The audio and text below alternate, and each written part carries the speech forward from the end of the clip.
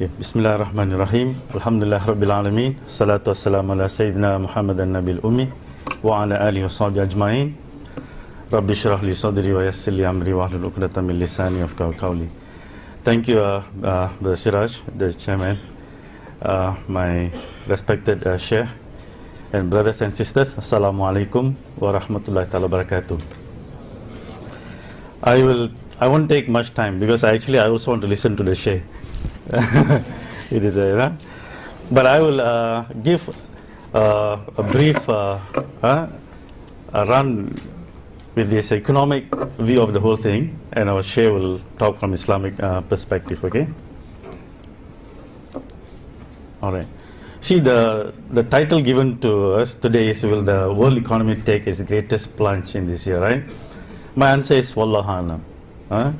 Allah knows best what will happen next year. But there's always a cause-effect relationship between things, right? So the sabab wa musabab, so I'll take you through from an economic perspective what I perceive will be in next year, right? All right. So you see this debt problem in the US, throughout the world. The largest, these are all in euros. See, the US debt is 10 billion euros. And you see Japan is 9 billion euros. Germany, which is in euro, 2 billion euros. And you see the debt until all of them. You look at US, Japan and Germany. These are the most industrialized nations in the world right now. America, Japan and Germany in Europe. Now why the highly industrialized nations are facing such a debt problem? That is the question. You see, if you notice in a world where people are able to produce a lot, like these people, if you produce a lot, you are intelligent, you should be the creditor in the system, not the debtor, right?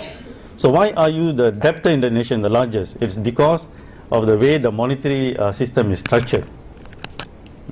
What is the problem with the monetary system is that today we have basically it's not working.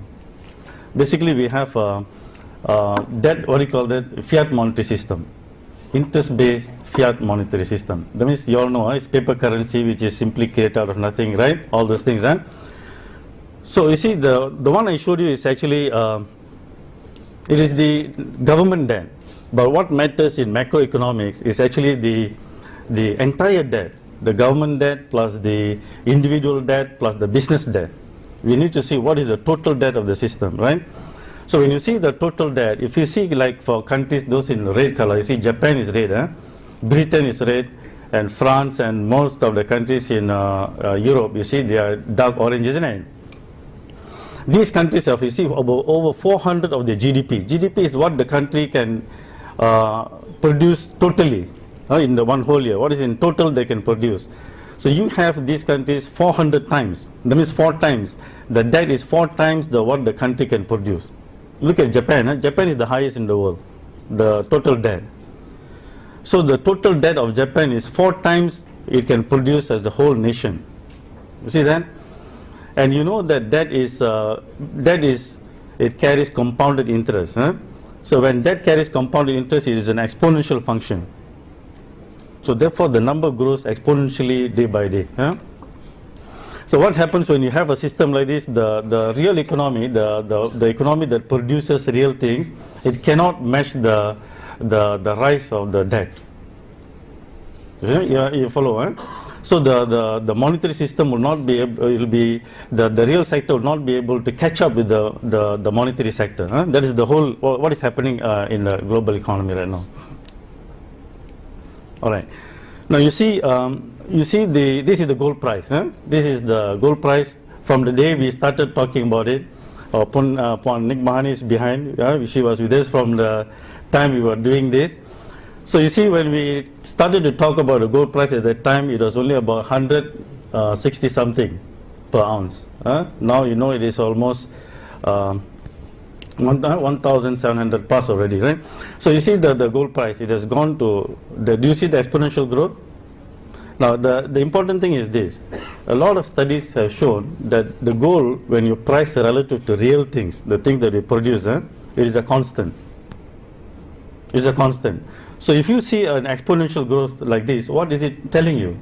It is basically telling us that the dollar and the global economy is collapsing exponentially. That is the story goal is telling us, okay?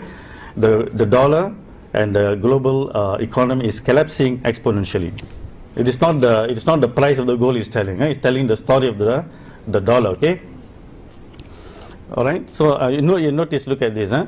So therefore, when an economy is unable to pay the debt, you see 400%, Japan, right, is stuck. America stuck. Japan, Europe also stuck. Right. We call that in economics liquidity trap. The markets are all in liquidity trap.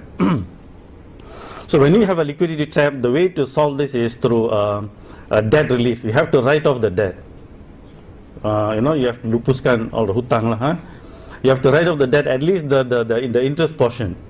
The interest portion you got to write off, and you require people to pay only the principal portion. Now that is necessary if you want to jumpstart the economy again. I will come back to that.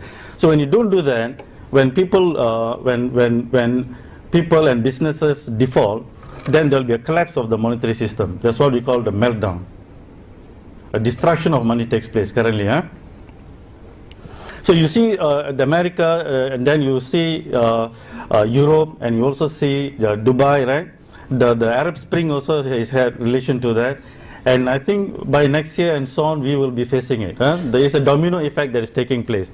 So the Arab Spring is also because of a collapse of the monetary system. So it all started in 2007 when the subprime crisis started. You all are aware of that, right? So it's actually a destruction of the dollar. So the destruction of dollar spread the problem to the Europe. So you saw many banks in Europe also were collapsing, right? So now the Arab world, the Dubai and so on. That's what is happening. So what we are observing today is basically the collapse of the debt-based monetary system globally. The debt-based monetary system is what is collapsing globally. So if I can, that means, you see the major currencies that I showed you just now, the dollar, the yen and the euro, all of them will face problem now.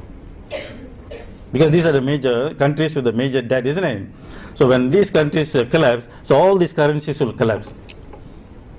So this is what we are going to face. So when the major currencies collapse, then the question is, what will be this thing? People will lose confidence in all currencies, because these are the major currencies. People put so much of faith in them, right? So when these currencies face problem and collapse, so people will just will lose faith in all currencies. So now the alternative is, what will be the alternative will come into question. Now you see when things collapse like this, you see in a fiat monetary system, you all know what is the seigniorage, right? The seigniorage is, you see, money that is created out of nothing. When you print or when you create money through electronically, it is very easy, very cheap to create. So the free purchasing power that it carries with it, we call that seigniorage. The seigniorage will transfer wealth and power from individuals, companies, governments to people who create money. So this is a view from political economic perspective. You know that the domains of political economy is the struggle for wealth and power, right?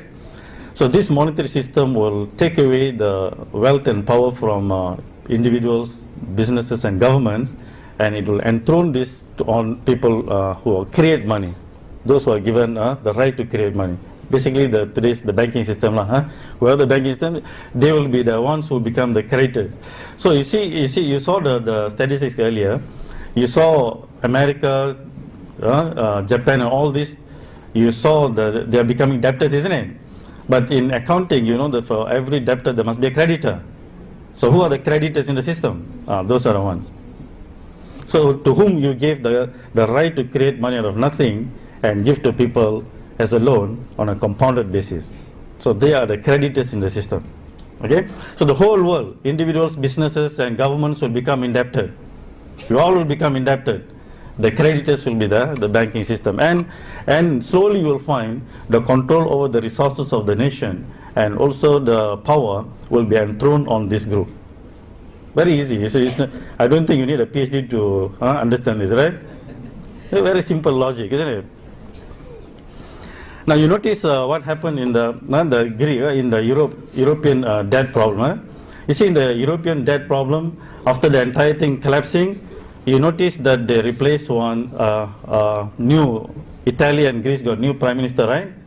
So you notice the new prime minister, it's not elected, but you see he's a member of former Goldman Sachs international advisors. Look at Greece, also appointed. Who is this thing? He was the former governor of the bank. So you will find that this is what will happen. Ultimately, you will see that the people will be placed at the so our politicians all will have to give away slowly, you know. So the other politicians will come, and then they will put an austerity plan on you. You have to, you have to work and work and work. You become slaves, and they'll put high taxations, and you will become austerity plan and so on. Basically, you will do a life of slaves. That's what will happen in this monetary system. Go ahead on the next. So you see, to solve the European problem, you see, German Chancellor Angela is calling for fiscal union. You see, the euro is a monetary union. Then you see, with the monetary union alone, you cannot go on. You see a lot of problems, isn't it? It's also because of the Sinoraj. So you need a fiscal union. That means the governments, when they want to do the budgeting, they got to be united. That's what I mean by fiscal union. So when you have a fiscal union like that and a monetary union, basically you become a one country, one nation. You see that? So the local politicians will lose power after that. You'll become, you just follow whatever orders being given to you. You get it, huh? So this is what it is going for fiscal union, and I say this is the path to the one world government. You notice in the Arab world, what is happening? It is one by one, the leaders' collapse is creating a vacuum in leadership. Isn't it? Right? So it creates vacuum in leadership, and here you will see that the formation of a kind of one world government. So you need to see the monetary system with global politics, then you see what is happening, okay? So if you ask me what needs to be done for this thing, I've got a number of things that I put the most important ones. The first thing is you got to give the system a write-off, at least the interest portion. That's what the Quran says in the Quran says. For that, you need to write off all the riba and the interest portions. You are entitled to your principal, right? But unfortunately, in the today's system, the principal is also created out of nothing, right now. So that's the reason why I put number one, you nationalize the banks. So you nationalize banks like China, India, and many other countries like Brazil and so on. So when you pay back the principal, you pay back to the nationalized bank. So that means the bank that belongs to the government, because the government represents the people. But today's banks are all private. We have given them the right to create money, and then they're just privately creating the money and giving it to you as loan on a compounded basis. You see? The next is, of course, we have to eliminate riba after that. It is the entire cost of the whole thing is actually riba. You can trace riba to almost everything, the crime levels, the climate change, the fall in the moral of the people. You can trace it back to riba, you see. So you need to eliminate riba and institute real money system. So real money systems are systems that take real things as money. So that's why we are saying go back to gold, silver, and anything that's real. The hadith of the Prophet sallallahu alaihi wasallam, if you remember, gold for gold, silver for silver, wheat for wheat, barley for barley, salt for salt, right? So all these are commodities that can play the role of money as a measure of value. This is what is missing in the global monetary system. Measure of value. We have kilograms to measure our weight, right? We have length meters to measure our length, isn't it? Or distance. But in international trade, we exchange values. In trade, business, we exchange values, right? But we do not have a measure of value in present system since 1971, when the Bretton Woods collapsed. So this is the missing thing, the measure of value. So you can only measure value with real things, things that have the characteristics of money. So that is the reason why we have to go back to gold, silver, and real things, and as a measure of value. And because the present system has created so much of imbalance, because if you give me the right, let's say this is economy, if you give me the right to create money, I can just create money and give you guys a loan at a compounded basis. Soon you'll find most of your wealth will accumulate with me. So if you want to solve the problem, I have to take, you have to take back some of this wealth and give it back to you. Otherwise, you will not be able to start back the economic this thing again. You notice that? So when the system accumulates so much of wealth with me, I have got to give it back. So that's why redistribution of wealth is necessary. You see, the subprime crisis when it took place, more than 5 million homes were foreclosed. 5 million, you know. So if I'm a bank manager, I just have to go and choose which one I like. All right now. Right now. So the solution they are currently suggesting is Euro bonds. You know what are Euro bonds? It's more debt. The problem is debt, and then you create more debt. How to solve problem with a debt with another debt, is it? You see, you need to understand problem solving in micro and macro. For example, let's say we are all economy. If I print $1 million and give it to one of you, you'll immediately become a millionaire, right? Correct or not? But if I create millions and give to each one of you, then it will be only inflation. You will not become rich. So you can solve one section of the economy, but you cannot solve the entire thing with a similar solution. So same as debt. If you have a debt problem individually, you can solve one person's problem like that, but you cannot solve the system like that. You see that? So you cannot create Euro bonds to solve the problem. It will only worsen the problem. You are creating more money. You are creating more money to solve this thing. And since the real things will be same, right? The same real things, it will create hyperinflation. The system will create hyperinflation. That's why, can you go back? You see, that's why the problem will create a hyperinflation. So next year, you are going to find price of a lot of things going to just skyrocket.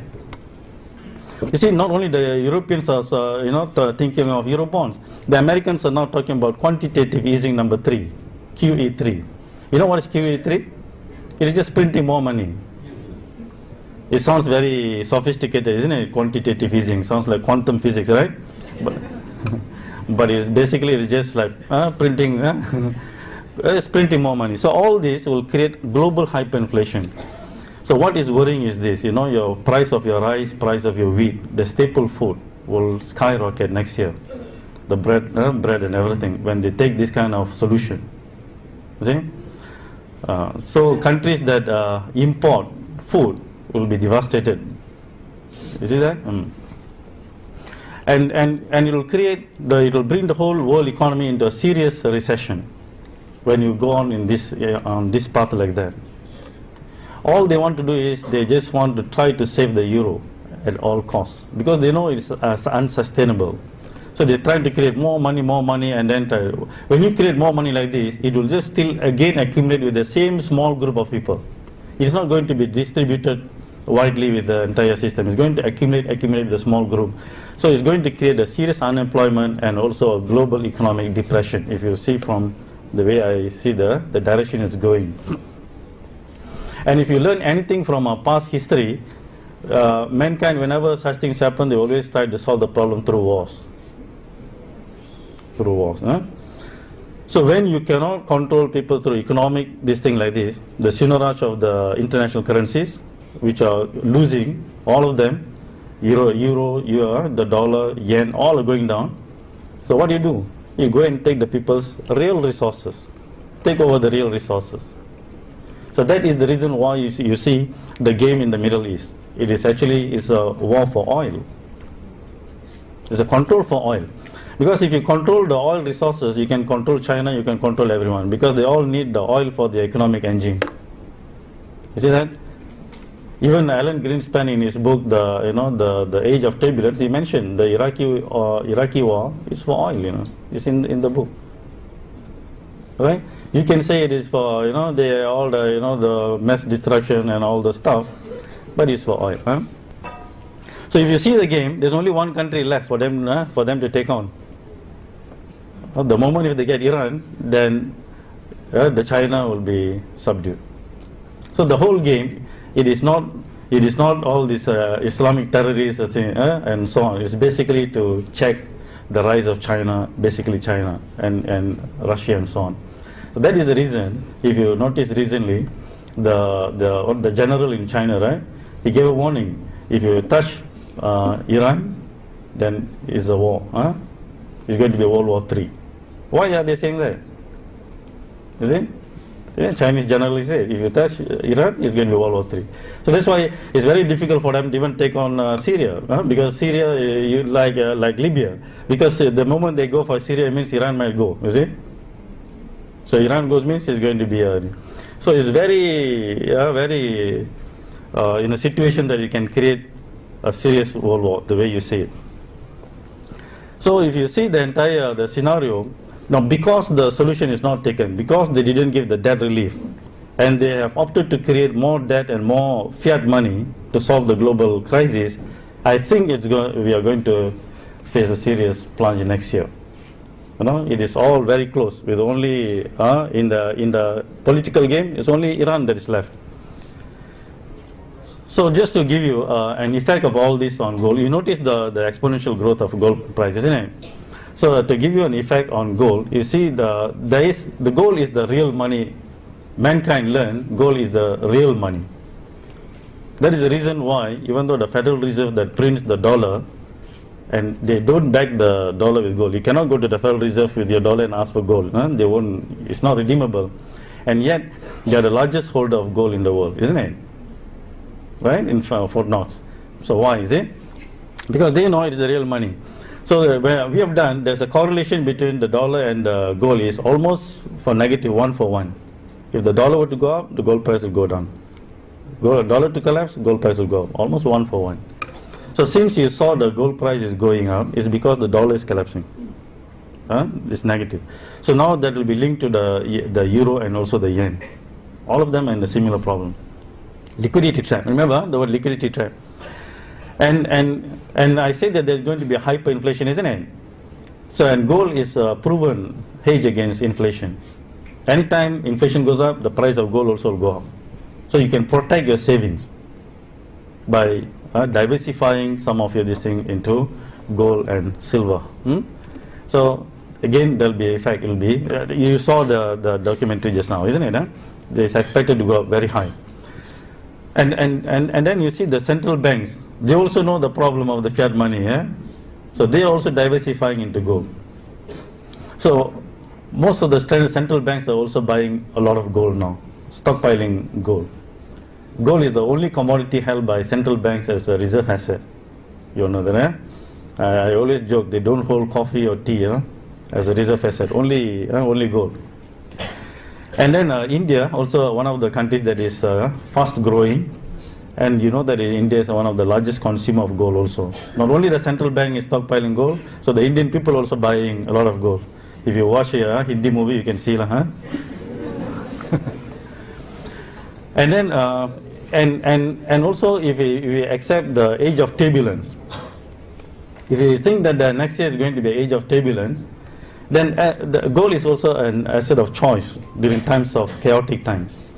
Because you see, with gold, you can take your gold and you can just move away to a place where it's safer or where there's more peace, right? So that's the reason whenever there's a war, the price of gold will go up. So if you are expecting next year to be a chaotic year, then again gold price will also go up. In fact, Alan Greenspan, the former chairman of the Federal Reserve, when he left the Federal Reserve in 2005 or 2005 or 2006, right? When he left, immediately he wrote a book. You know the title of the book? It's called The Age of Turbulence. See, he knew what was coming. Next, you see, it is also a proven store of value. Proven store of value. So the moment you convert this thing, you see the paper money that you have, the savings you have, every day its value goes down. Each time the banking system gives out a loan to someone, the value of your savings will go down because of inflation. But gold can protect it. That's why in Malaysia, if you have a 10 cents coin, it will be written in 1970 or something, right? I always like to say this because I was a small boy during that time.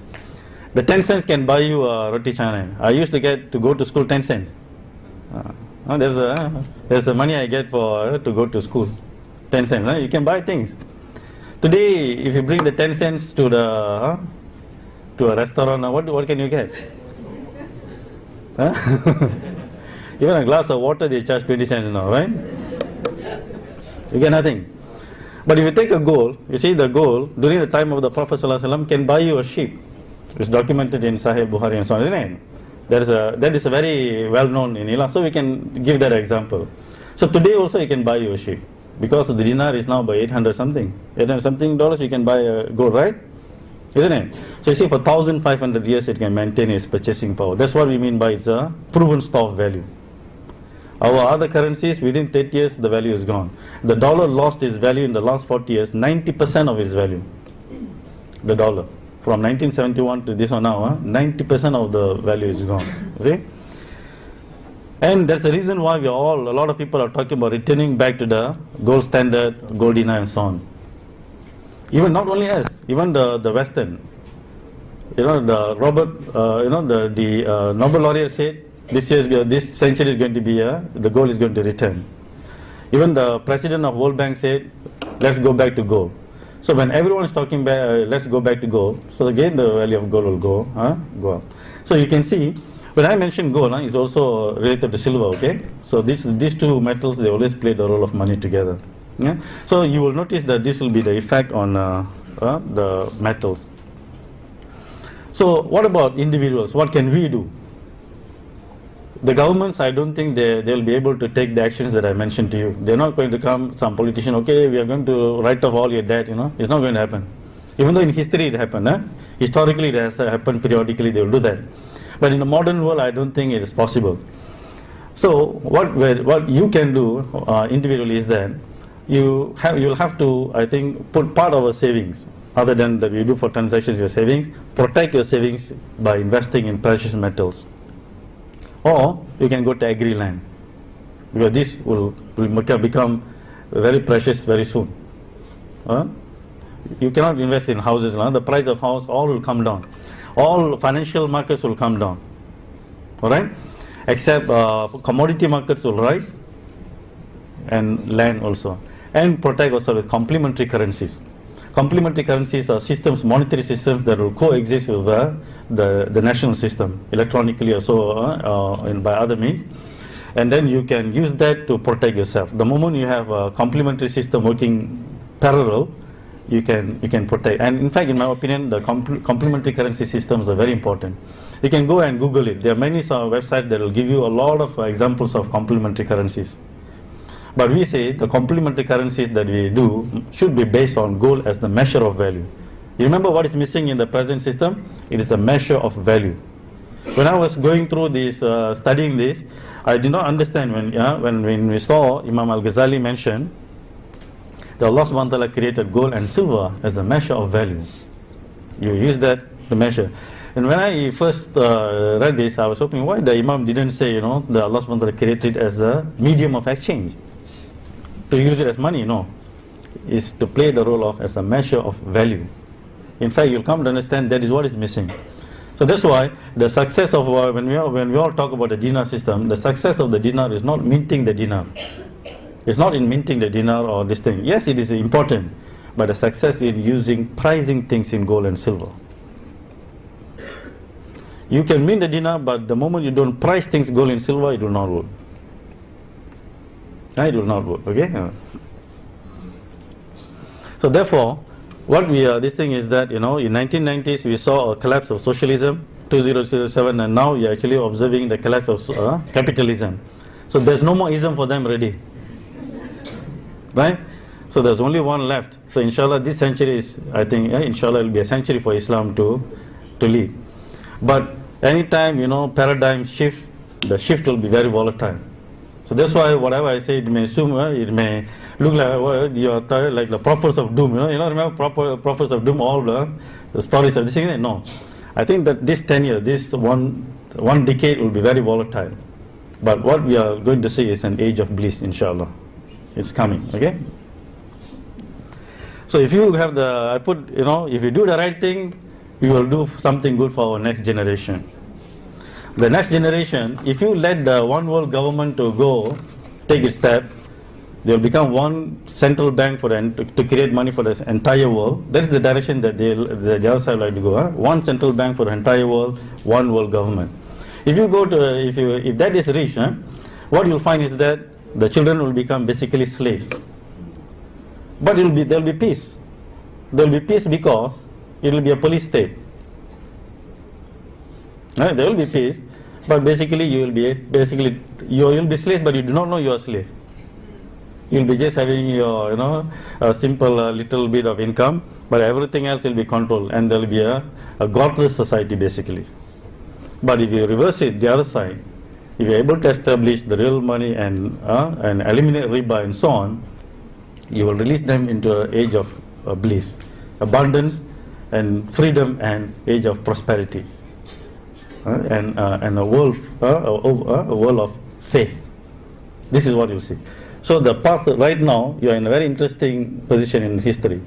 Which position, which side you are going to move the world?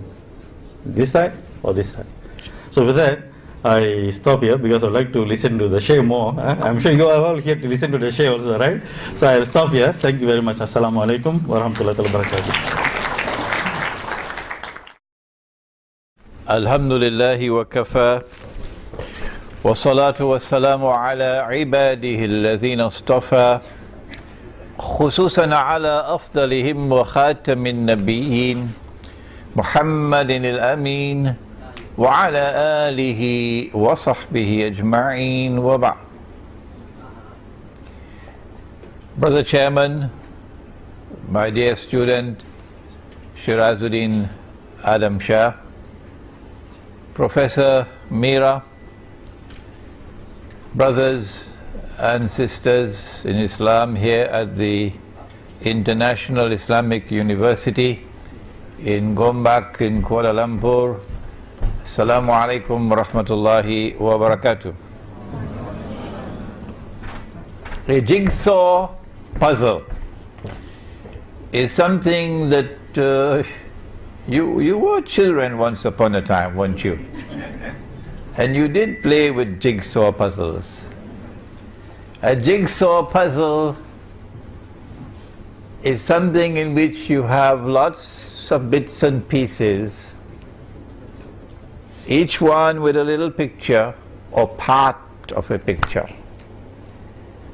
And you have to use some measure of insight to put the pieces together. By studying each individual piece, and if you succeed in putting all the pieces together, then you will see the whole picture.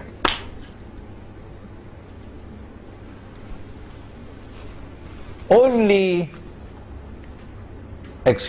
my opinion, and you are free to differ with me, is that only Islamic eschatology today can put the pieces together and give us the big picture, which explains events which have been mysteriously unfolding in the world and which are accelerating at this particular time,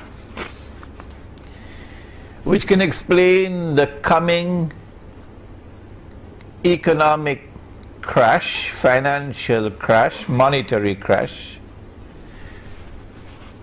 concerning which Dr. Mira has done such a splendid job this morning. I'm jealous of him. I don't know how he can do it, and yet do it so simply and press all the buttons so beautifully to explain to you the crash that is coming and why it is coming. You know me, that for 15 years or more I have been saying that the US dollar is going to collapse. I've been saying more than that the US dollar must collapse. And I was not doing that because of economic or monetary analysis. I was doing that on the basis of my studies in eschatology. Eschatology, ilmu akhiru zaman is so easy, but this big word is so difficult. Ilmu akhiru zaman, the study of the end time, the study of the end of history.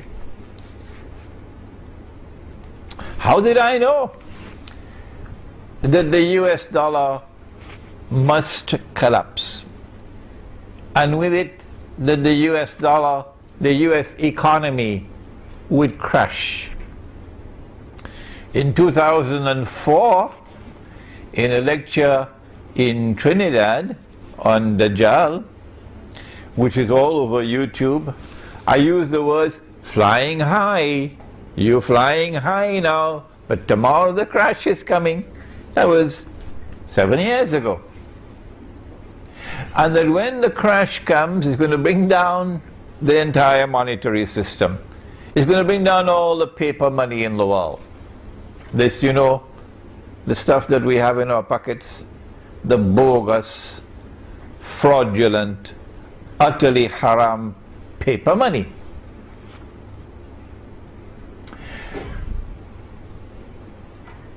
How did I know this? It's because of the study of the Quran and the study of Nabi Muhammad alayhi salatu wasalam, his ahadith. A number of things are coming together at this particular time. One of them is the financial crash, in which the crash of the US dollar takes pride of place. As Dr. Mira just said, Allahu Alam, Allah knows best, and when we give an opinion, and we are entitled to give an opinion, we can be right, we can be wrong.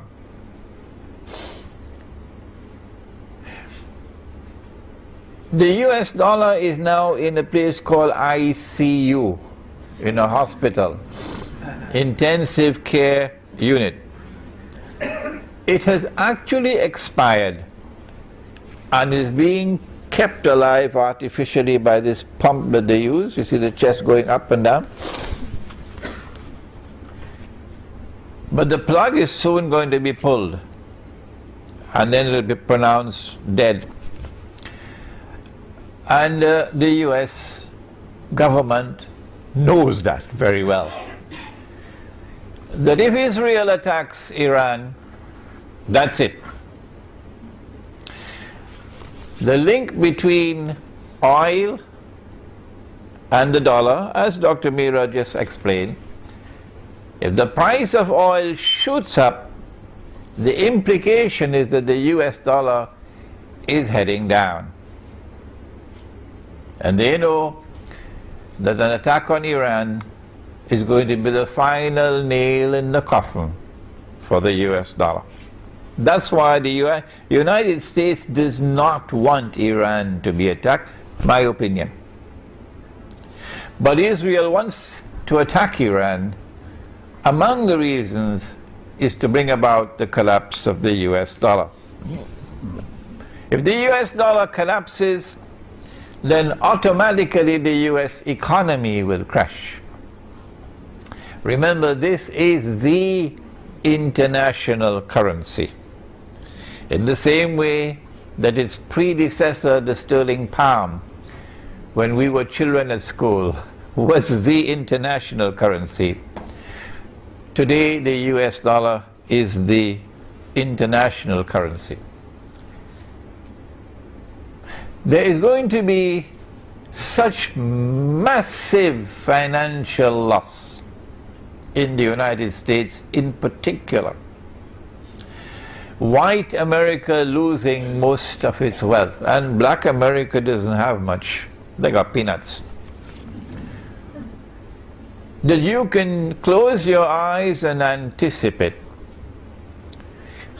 Panic in the United States of America and riots in the United States of America, they might have to declare martial law in the United States.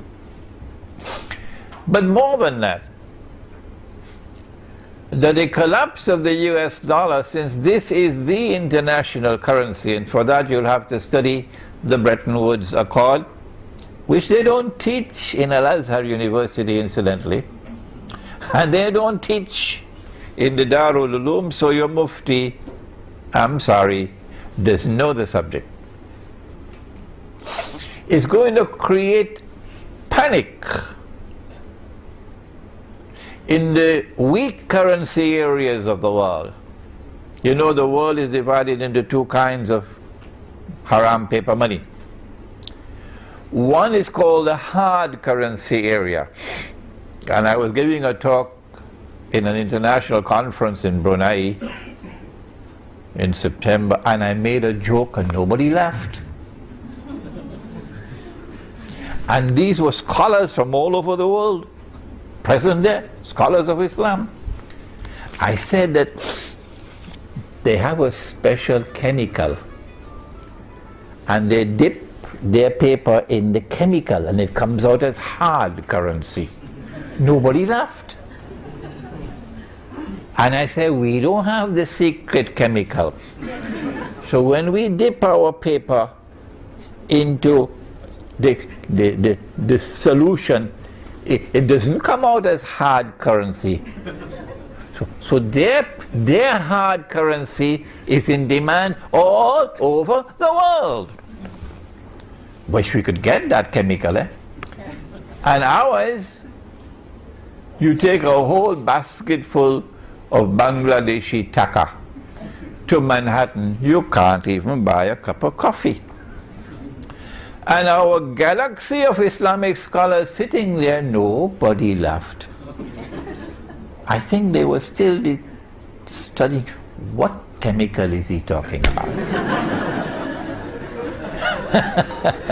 It's so sad when you make a joke and nobody laughs. So we're talking about the people who don't have the chemical. The Indonesian rupiah, the Bangladeshi taka, the Pakistani rupee.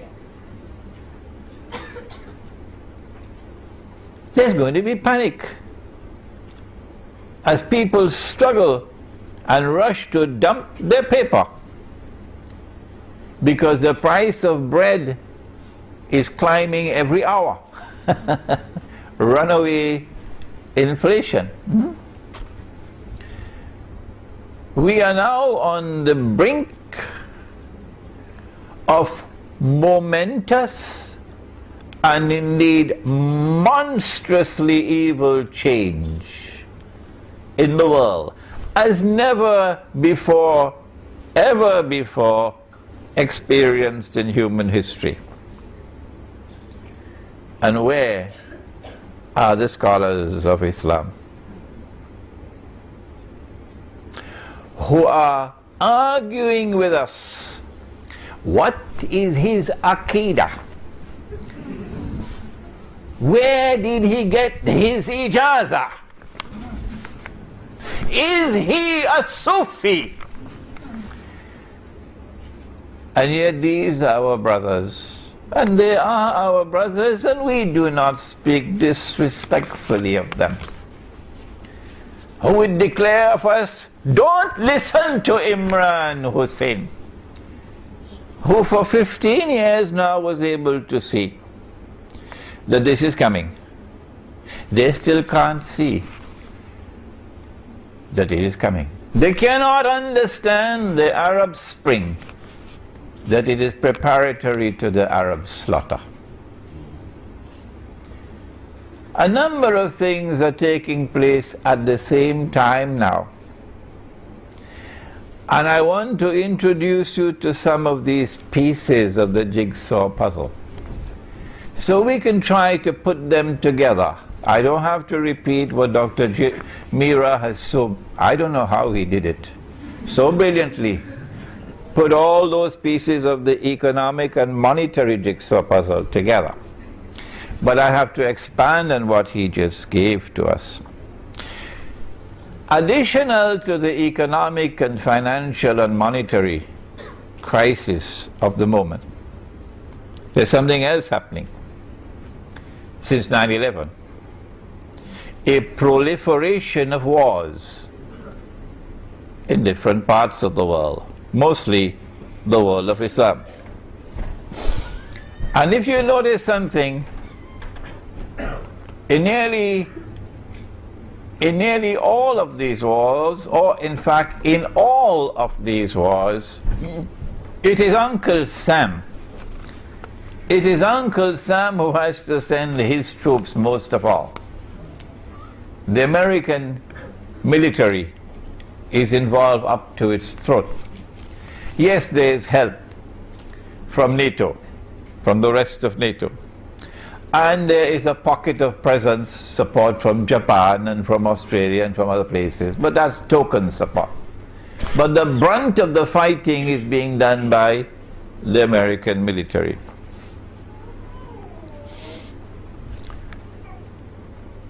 I want to suggest to you that the economic and financial crash is coming at a time when an American military crash is also going to take place.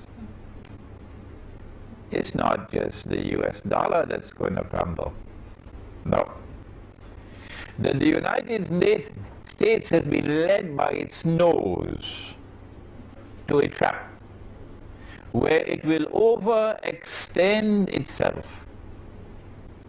And the one that is leading the United States, I hope they're listening to me in the American Armed Forces, the one who is leading the United States to a military trap are the Zionists who control the US Congress and the state of Israel. If Iran, there's a lecture I delivered maybe 1 week ago in Tamantun, Dr. Ismail, which is on YouTube, implications of a Zionist-Israeli attack on Iran, in which I have explained the subject in much greater detail than we can mention here today.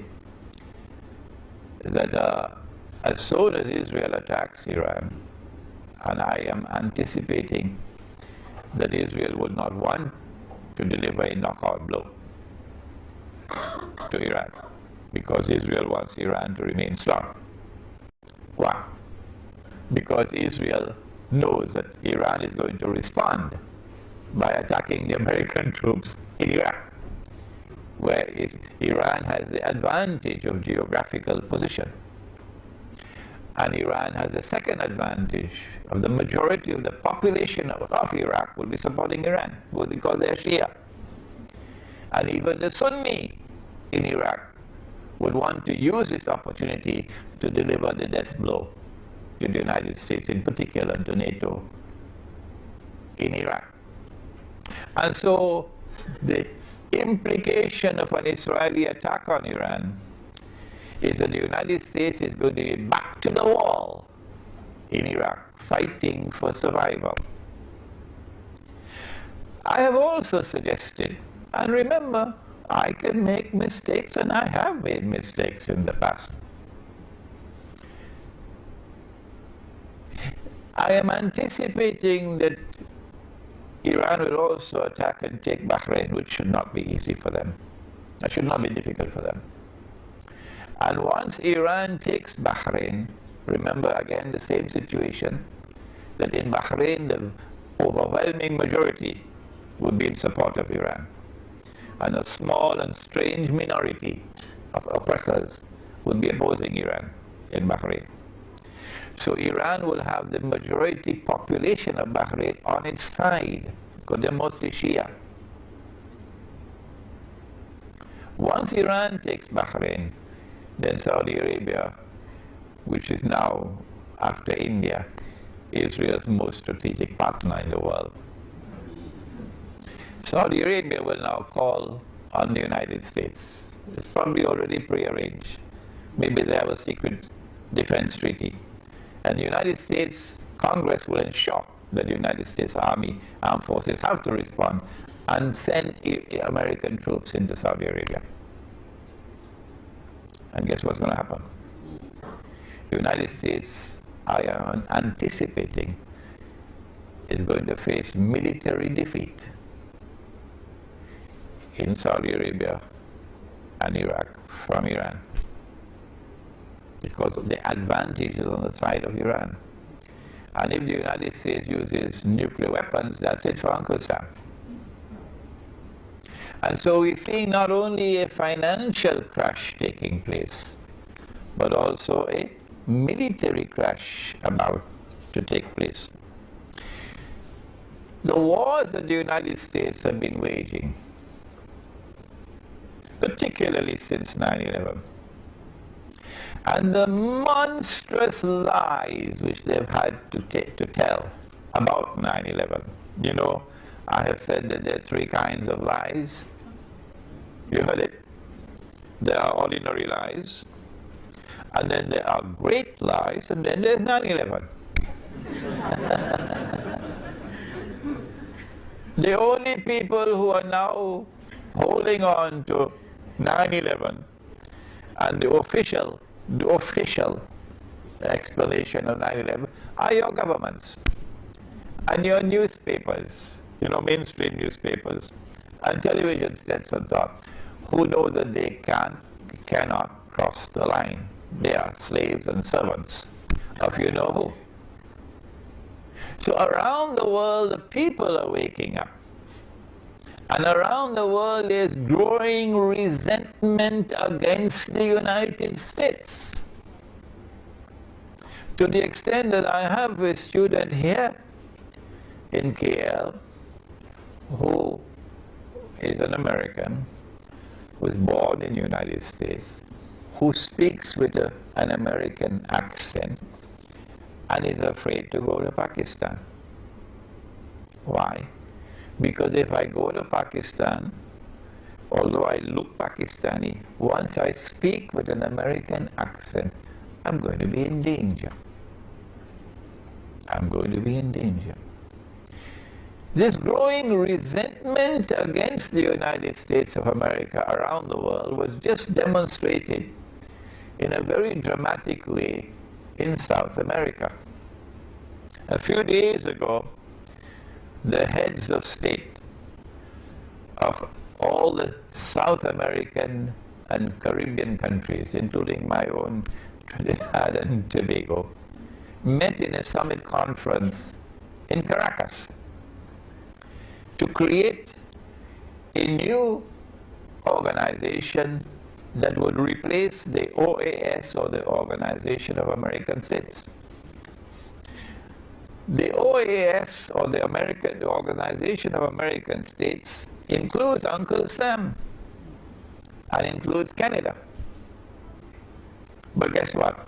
The new organization is called CILAC, Community of Caribbean and Latin American Countries. They held their inaugural conference in Caracas a few days ago. And the United States and Canada are not invited to be part of this organization. Hugo Chavez announced, this is the end of the Monroe Doctrine. I'm not going to tell you what is the Monroe Doctrine. Take a note of it, and when you go home, check it out on Google. What is the Monroe Doctrine? Here is startling evidence. The creation of this rival organization called CILAC to replace the Organization of American States in such a strategically important part of the world. Evidence of the declining status of the United States of America in the world. Growing hatred, growing resentment is also leading to isolation. There's more hatred coming. Let me explain. So we can see the pieces coming together. What's going to happen when Iran is attacked? Naturally, the price of oil is going to shoot up dramatically.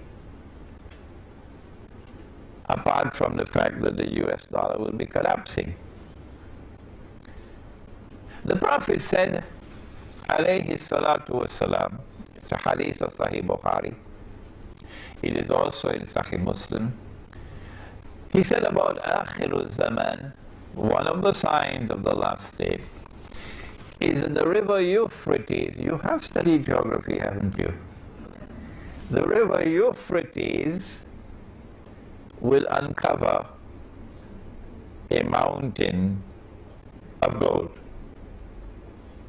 But he went on to say that the believers must not touch it. We can understand if the gold came from the bank and it's a river, you don't touch that. But this is not coming from a bank. This is not the bank of Euphrates, this is the river. So this can't be haram gold. No, they're halal gold. Well then why did he say that the believers must not touch that gold? He said that mankind will fight over that gold. And that 99 out of every 100 will be killed. Which means that it's not going to be conventional warfare, because conventional warfare don't kill 99 out of every 100 combatants.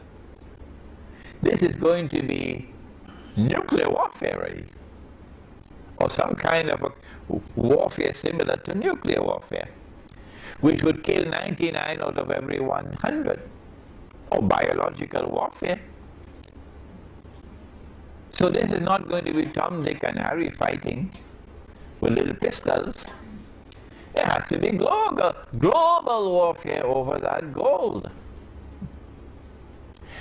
If you are persuaded that the Prophet alayhi salatu wasalam is talking about a mountain of that metal, gold, that is your right. And nobody is going to look down upon you. That there is going to be a mountain of gold. A mountain is something very high. And it's going to come from the river Euphrates. Or maybe you might want to say, well, the Prophet ﷺ is using symbolic language when he used the word mountain. And that what he meant was a large amount of gold, because gold is normally underground, under the river. So a large amount of gold is going to come from underneath the river. Maybe you want to use that kind of interpretation of the word mountain. But there are some who say, no, mountain is mountain. And you have no right to interpret the word mountain to mean large quantity. Or you may want to allow me to offer an opinion. And of course, you know the warning. Whenever Imran Hosein gives an opinion, please do not accept it until you are convinced that it is correct. I can't do more than that, can I? I want to suggest to you that not only is the word mountain being used symbolically, but also that the word gold is also being used symbolically. And that what the Prophet ﷺ is speaking of is black gold or oil. Yes, I know, they're going to jump on my neck now. But never mind. It's a different methodology at work here, from the one which reduces religion to text and insists that the text must always be interpreted literally, the Protestant version of Islam. Whereas I am offering a different methodology, where I'm using, if you'll excuse me, spiritual insight to try to put the pieces together to make a meaningful whole. That the black oil, the black gold or oil, as soon as it was discovered anywhere in the world, the Zionists immediately made sure they took control of it. Everywhere in the world that oil was discovered, the Zionists ensured they took control of it. They even had control of Venezuela's oil until Hugo Chavez came along. They even had control of Iran's oil. And they engineered a coup d'etat to overthrow Mohammad Mossadegh so that they can recover control over that oil until the Iranian Revolution came along and they lost control of that oil. Why did they want to take control of oil, the Zionists? Because oil became the machinery of a new world economy, an industrial economy. It made the factories work. It gave us transportation. You're now hooked onto oil for transportation. You're now hooked onto oil and the fertilizers for agriculture. You are hooked onto oil for industrial manufacturing. You can't do without oil. And the day that you don't have oil, you're going to have riots. So guess what's going to happen now when Israel attacks Iran?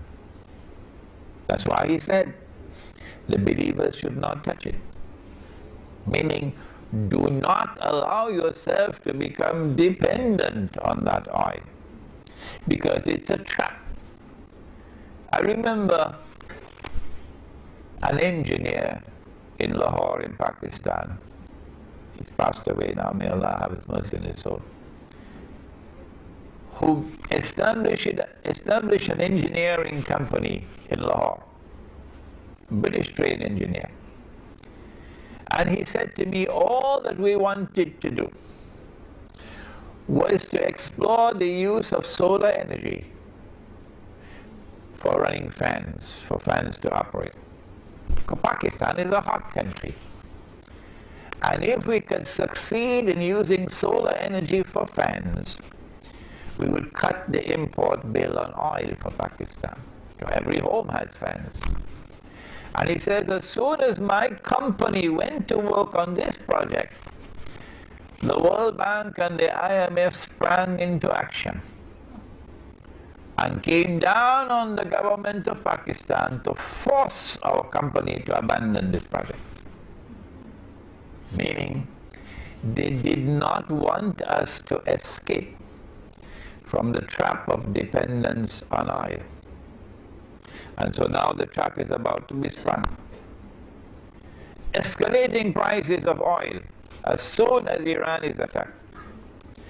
And Iran is a major producer of oil, but in addition to that, Iran sits in control of the Straits of Hormuz. The Persian Gulf, all the oil tankers have to pass there. Straits of Hormuz is very narrow. On one side is Iran, on the other side is Oman. And Iran can close the Straits of Hormuz. And so we'll have a dramatic and monumental increase in the price of oil. And that's going to break the back of many people around the world. Because the price of oil increasing means the price of food increasing. Do you understand? Are you seeing the picture?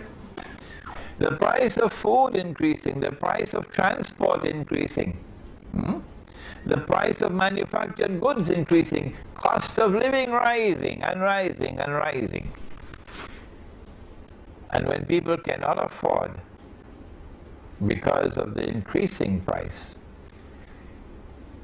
they're going to blame Uncle Sam because he is the one who's been waging all these wars for the last 10 years.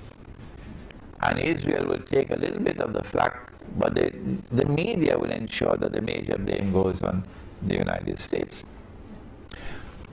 And so I am suggesting to you that when the Prophet said, sallallahu ta'ala alayhi wasallam, the believers should not touch that gold, it doesn't make sense that he's talking about the metal.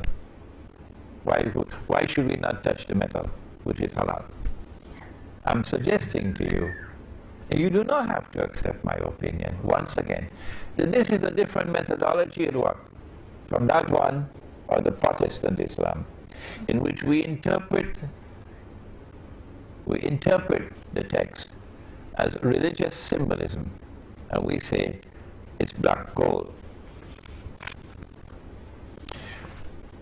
Why are these pieces coming together at this time? And we can go on to many other things.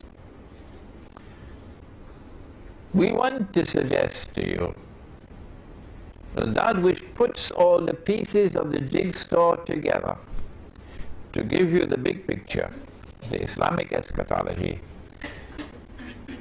is saying to us that the time has come for the United States of America to be replaced as the ruling state in the world.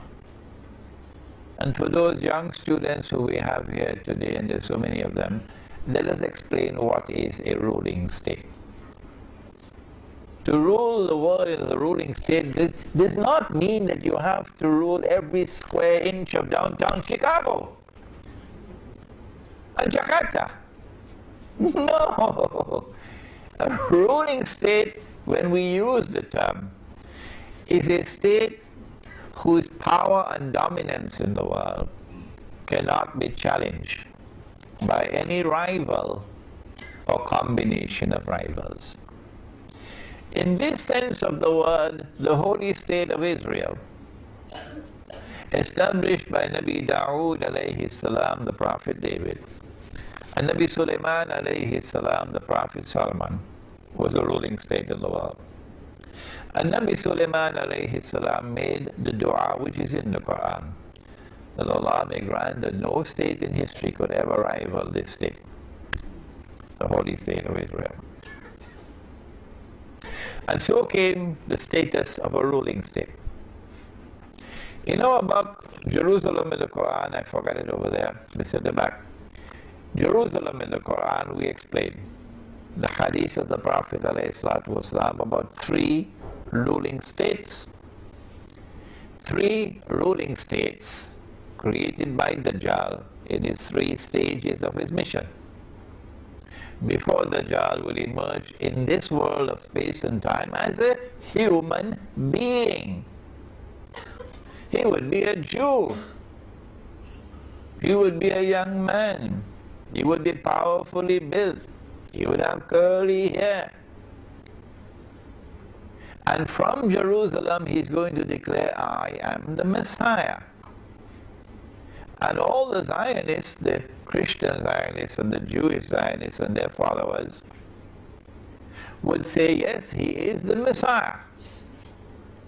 But you and I know that would be a lie.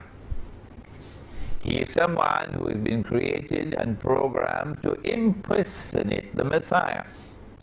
And you and I know that the Messiah is the son of Mary, Nabi Isa alayhi salam, the Prophet Jesus.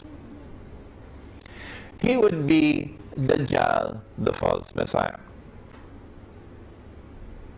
And the time has now arrived in the process of history where, after having created Britain as the first ruling state with something that they call Pax Britannica,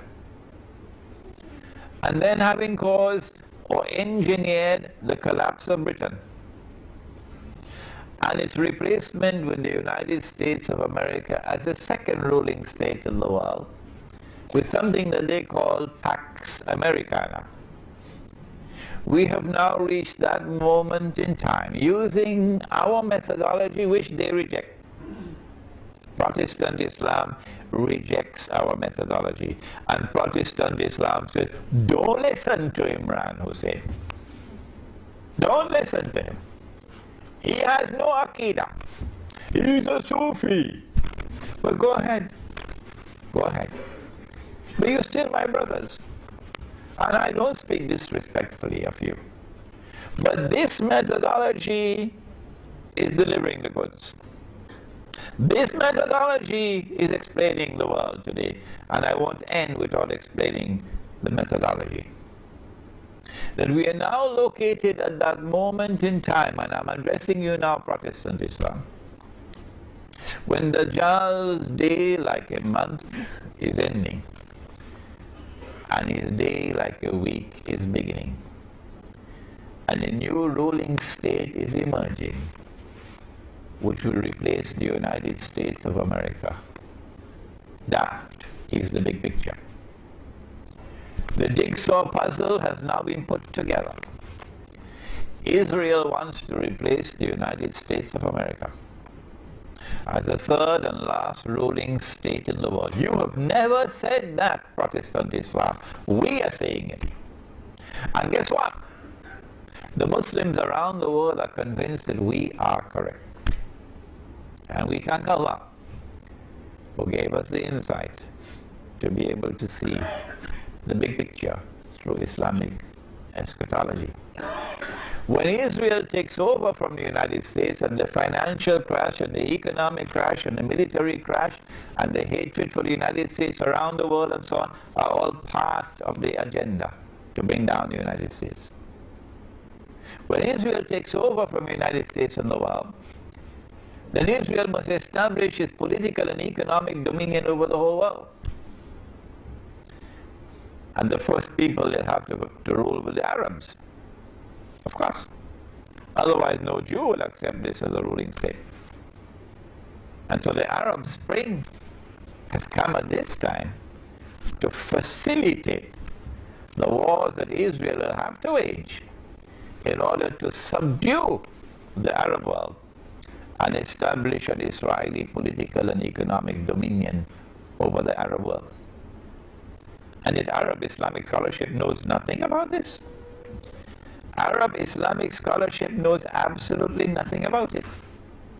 That is our predicament today. That we need a new generation of scholars of Islam using the methodology that we are offering to be able to read the world correctly.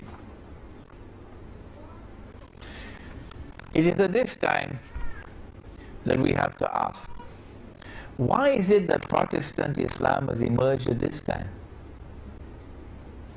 with an insistence that religion is based on texts, that your hands have to be here and not here, and that your feet have to be like this and not like this, and that your pants or your pajama must reach here and not there.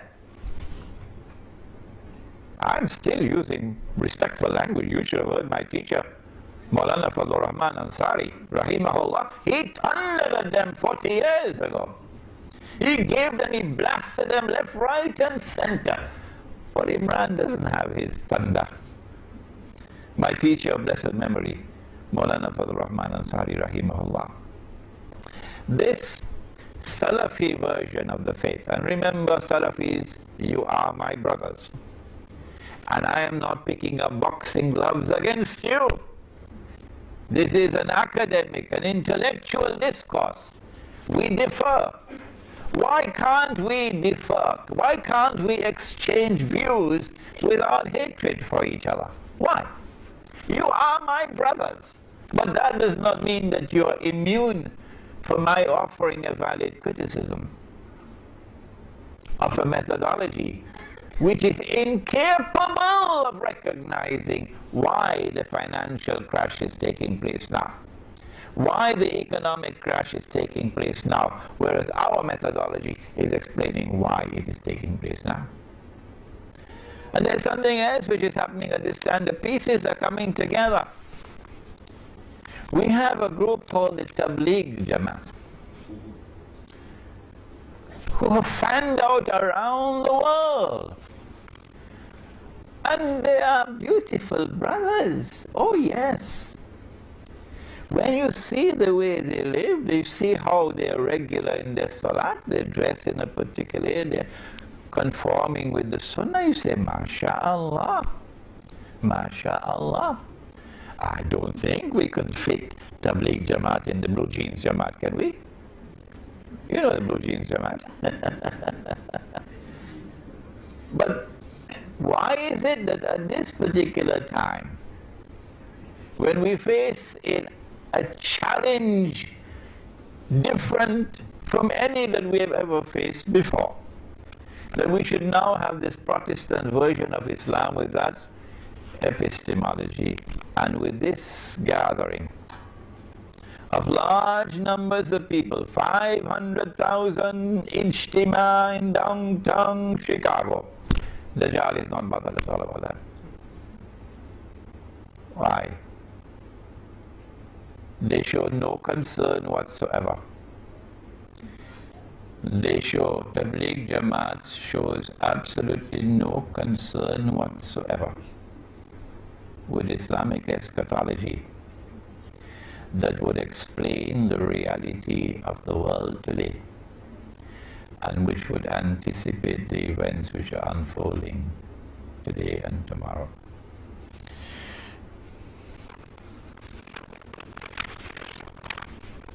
I say that this is not happening by accident. And it is time for us to deliver a wake-up call, lovingly of course, not with boxing gloves, to all those who are members of the Tabligh Jamaat, the only Jamaat in the world, incidentally, which has closed the doors of the masjid to me wherever in the world I have gone. I cannot go into a masjid controlled by Tabligh Jamaat to teach them that which they do not know. And they don't have the teachers to teach it. Most of the Salafi masjids are the same except for, may Allah bless him, Sheikh Faiz in Sydney.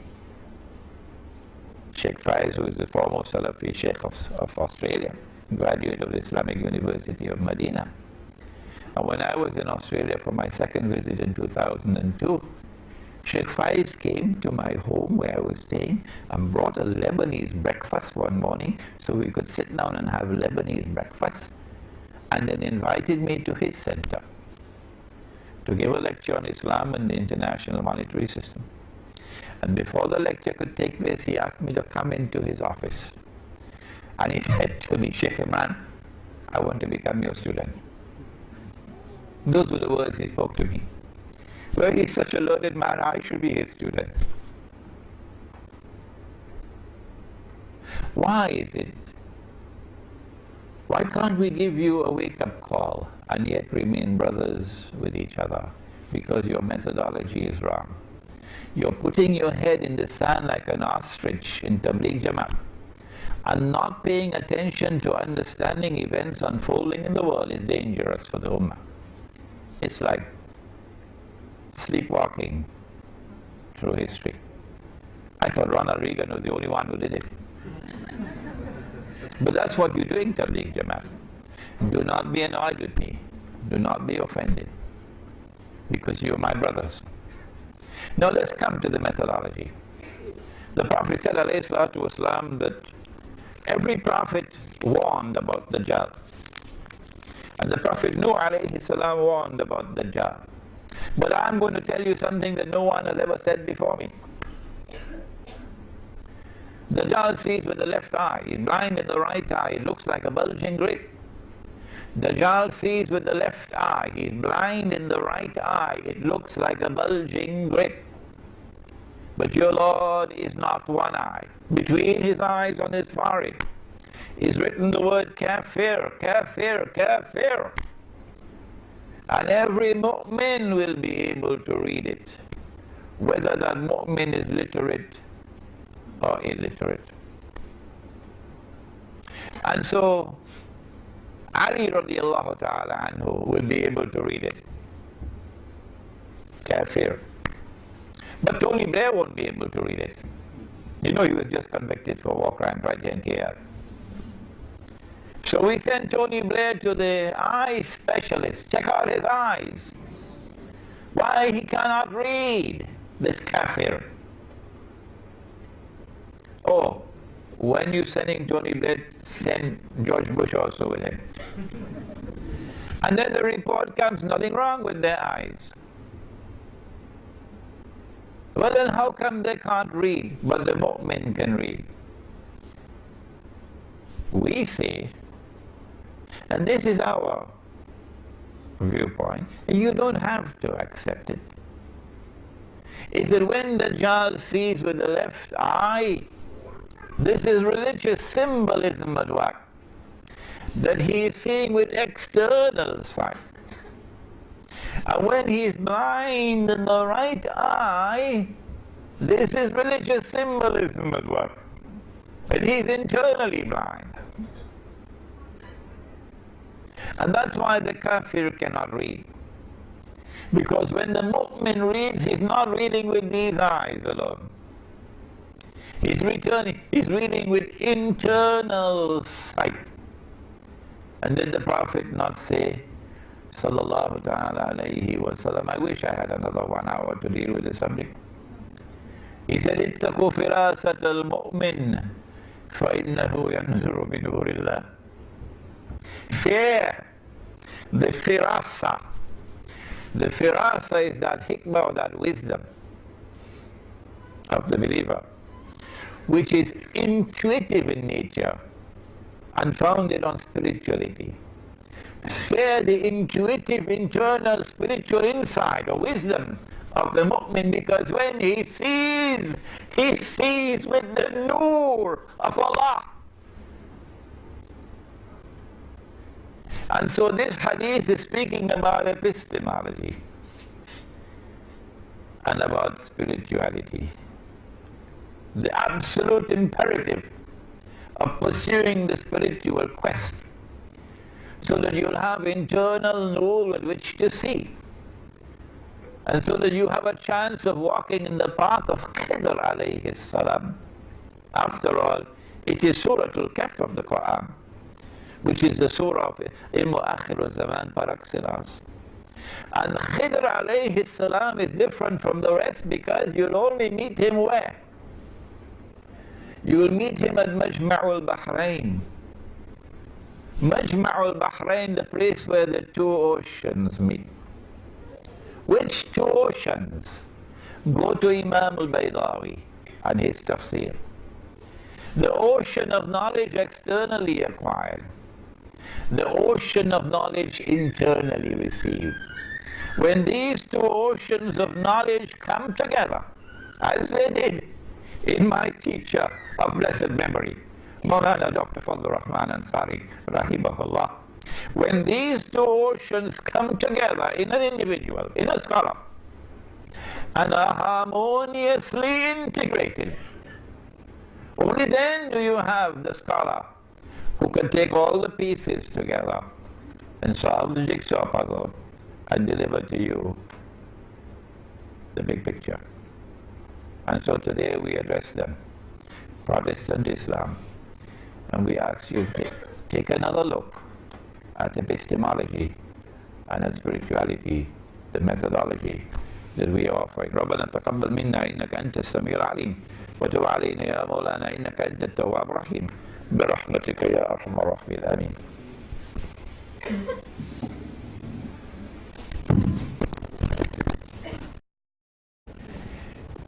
There are those who believe that and they are correct, of course, that money in Islam is dinar and dirham. And there are lots of dirhams at the back there, you can take a look at them. Money in Islam is dinar and dirham. Malaysia is minting dinar and dirham now. However, dinar and dirham are still prohibited in this country as legal tender. I understand that Bank Negara is tolerating it because they are interpreting it as barter. Barter. So dinar and dirham is not money, it's a commodity being bartered.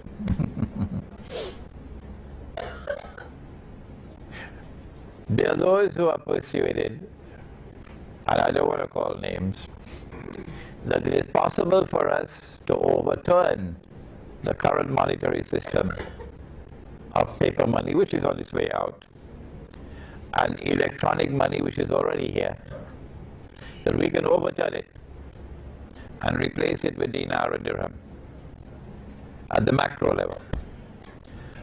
I don't think it's possible. But if you think it's possible, go ahead. No, because of my eschatology, I studied Gog and Magog, and there's a book on Gog and Magog at the back. When you study the subject of Gog and Magog, you will understand that you cannot do it. They're too powerful. So I have offered an alternative. I said, if you can't do it at the macro level, then do it at the micro.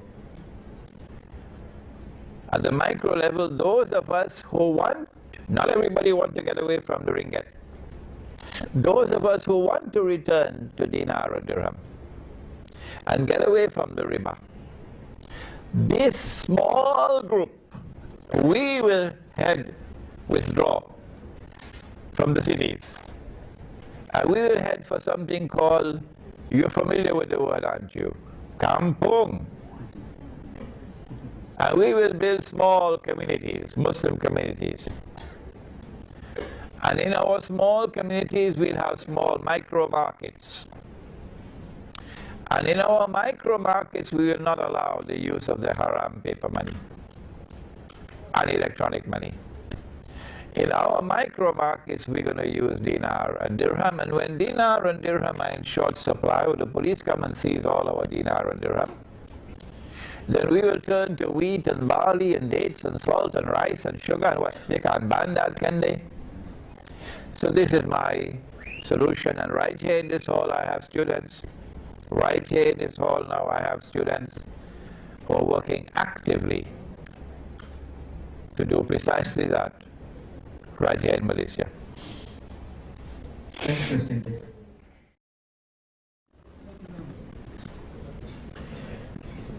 It is my opinion that the Arabs are being set up to be slaughtered. Israel has already decided that Israel has to wage big wars to subdue the Arabs. And these wars may include biological warfare, because the Prophet ﷺ prophesied that the Arabs are going to be wiped out by plague. Swine flu, taste of things to come. But Israel does not want to wage a big wars and appear naked before the world as an aggressor, because they want Pax Judaica to look good. And so you bring an Arab Spring, but you can only bring that Arab Spring after you have tortured the Arabs for 40 years, humiliated them, barbaric oppression for 40 years. Only then can you bring an Arab Spring. When the Arab Spring comes, it offers you freedom. That's what they did with the Soviet Union and communism. In order for the United States and Western Europe to look good, they had to engineer a Bolshevik revolution that brought into being communism. And they had to then demonize communism as a prison where people had no freedom. They had to do that to offer a contrast. We are the free world. What nonsense. We have the free market. What rubbish. With free market. But we swallowed the garbage, didn't we? This is the free world. And this is free trade, and this is the free market, and all that rubbish and garbage. Why? Because they created communism. They used that as the bogeyman. And after they had finished that job, then they demolished communism. We don't need it anymore. Similarly, they did that with the Arabs for 40 years, so that they could come with the Arab Spring. You could not have an Arab Spring without those 40 years of torture and oppression. If you had a beard and you land in Egypt as an Egyptian, you're in trouble. Tunisians couldn't go to the masjid. Women couldn't be in hijab. A president in Tunisia said, Ramadan is not conducive to economic growth. And then another one wanted to take Ramadan out of the summer, or put Ramadan at a time when everybody would be relaxing and so on, and change it from Ramadan, the fast. The Arab Spring is meant to bring about elections, democracy, so-called freedom. And in these elections, you could close your eyes if you understand Islamic eschatology. The Islamic parties have to win. They have to have landslides. How did I know this? I said it months ago. I don't have an angel whispering into my ear. I don't have a jinn. All the jinn are in Washington. I'm not a prophet. How did I know that the Islamic parties are going to win the elections, in the Arab elections? It's because of Islamic eschatology, you dum-dum. Why don't you study it? But you cannot study Islamic eschatology unless you use this methodology. Majma'ul Bahrain. When the Islamic parties win the elections and form government, number one, you have to bring Sharia. Number two, you have to support the Palestinians. And on both fronts, they have time bombs waiting to explode. And then the Islamic parties and governments are going to be declared terrorists. And then Israel will be able to wage her wars while claiming to the world, we're only defending ourselves from terrorists. Are we saving mankind from the menace of Islam? That's why. What can you do? You can start in the Arab world by creating a new generation of scholars of Islam who have the capacity to study and deliver Islamic eschatology, that you'll understand the reality that you're facing in the world today. Unless you understand that reality, you cannot respond to it. Yes, I believe that there are going to be more of these monstrous acts of terrorism, that the Israeli Mossad will engineer the CIA, and then they put the blame on us. Yes, I believe it's going to be coming. In addition to the very valid point made about monetary matters, Islamic banking is also fraudulent on another front. Nabi Muhammad ﷺ would sometime buy goods and he would not have the money to pay for it. So the shopkeeper would give him time to pay. When you buy and you're given time to pay, this is called a credit transaction. Credit transaction. So a credit transaction is halal in Islam. But there is no evidence that the shopkeeper was allowed to raise his price because he had to wait for his money. And so credit price and cash price had to be the same. If credit price is higher than cash price, higher purchase, or murabaha. If credit price is higher than cash price, the difference between the two would be because of time. And money can increase over time.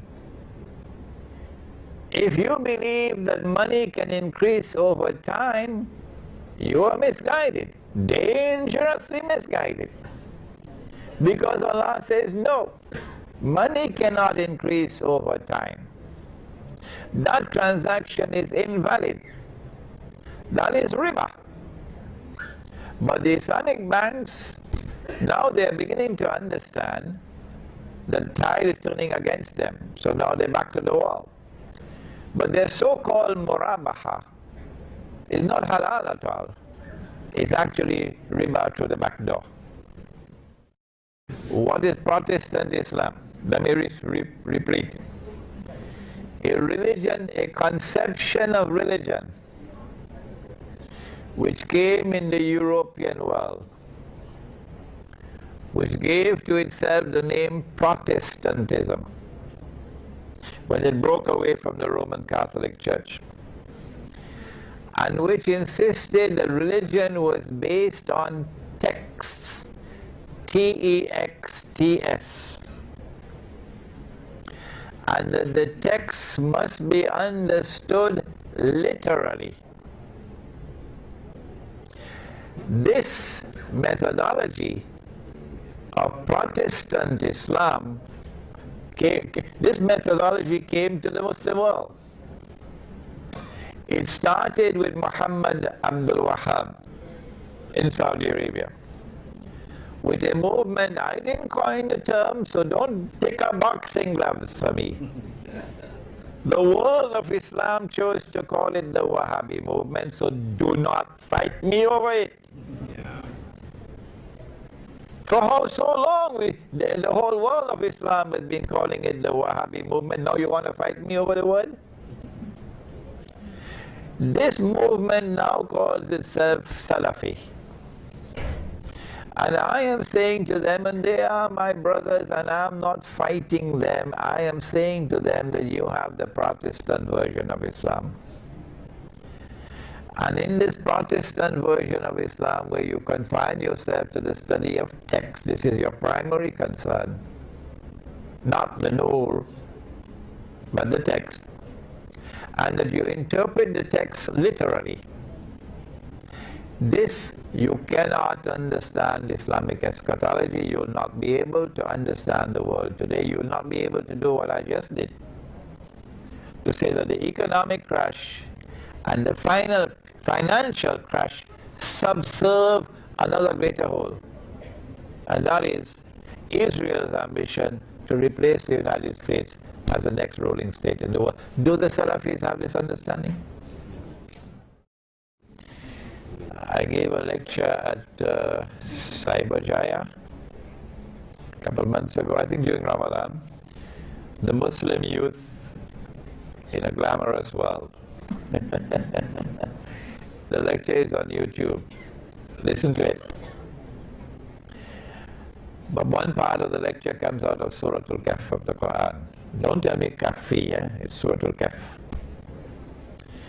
In Surah Al-Kahf of the Quran, those who had the courage to stand up and proclaim the truth, those who had the backbone, you know, some people have backbone made out of iron and steel, and others have backbone made out of recycled paper, you know that. Those who had the backbone to be able to stand up and proclaim the truth in the faces of the world's greatest tyrants and bandits were prepared for that sacrifice of giving up everything, giving up your job, giving up your home, giving up your town, and withdrawing. They fled to the cave, and we are fleeing to Kampung. But there were youth. Innahum fityatun amanu bi rabbihim wa zidnahum huda. So the nicest message of all today is the message for the youth. That you are the ones, not the elders, you are the ones who are going to take the flag of Islam. And you are the ones who are going to take the flag of Islam to victory tomorrow. So you have to study the Quran, and in particular you have to study Surah Al-Kahf.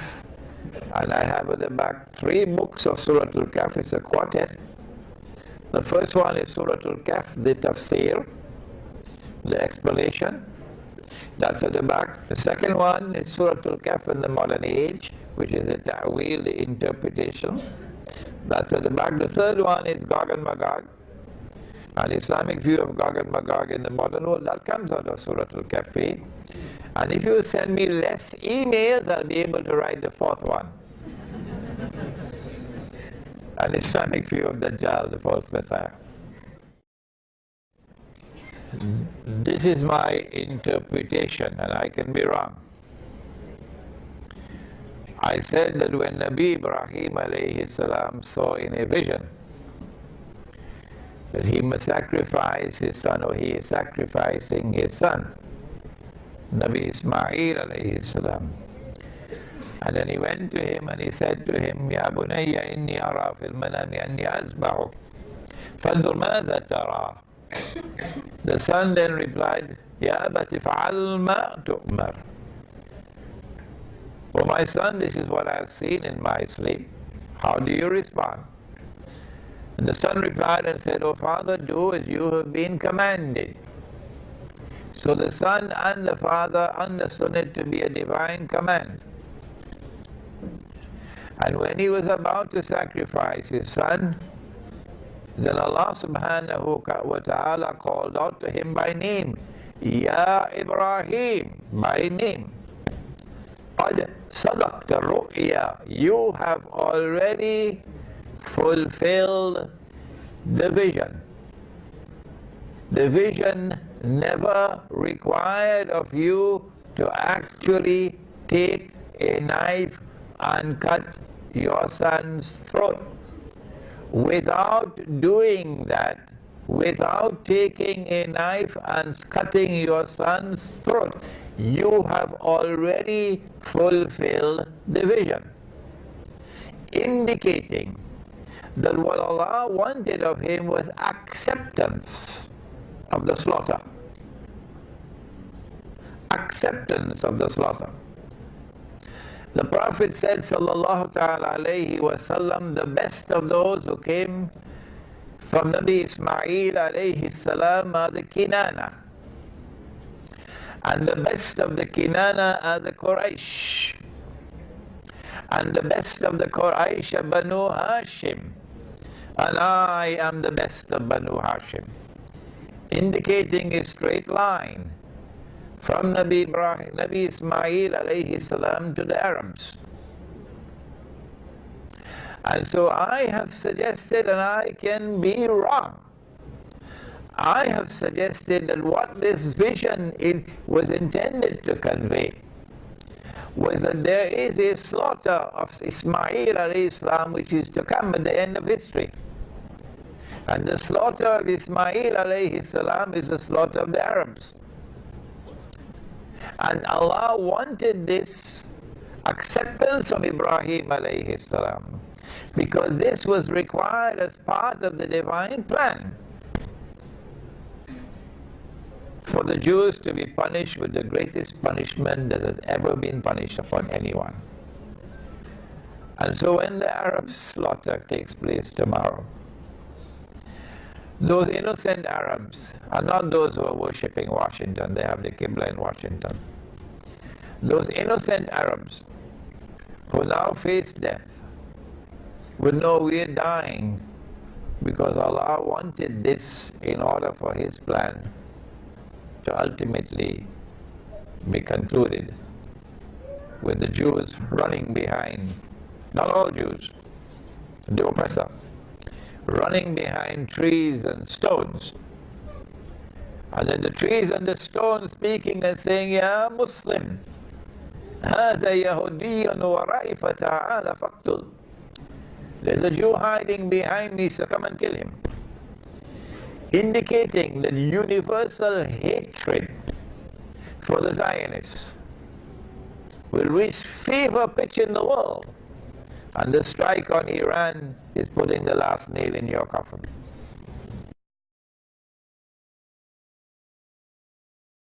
إلهي لست للفردوس أعلى ولا أقوى على نار الجحيم الله فهب لي التوبة واغفر ذنوبي فإنك غافر الذنب العظيم إلهي firdausi a'la wala aqwa ala naril jahim. Allah faham beli taubatan waghfir dhunubi fa innaka ghafiru dhambil azim. Tuhanku, aku tidak layak untuk syurgamu, tetapi aku tidak pula sanggup menanggung siksa nerakamu. Dari itu kurniakanlah ampunan kepadaku, ampunkanlah dosaku. Sesungguhnya Engkaulah pengampun dosa-dosa besar.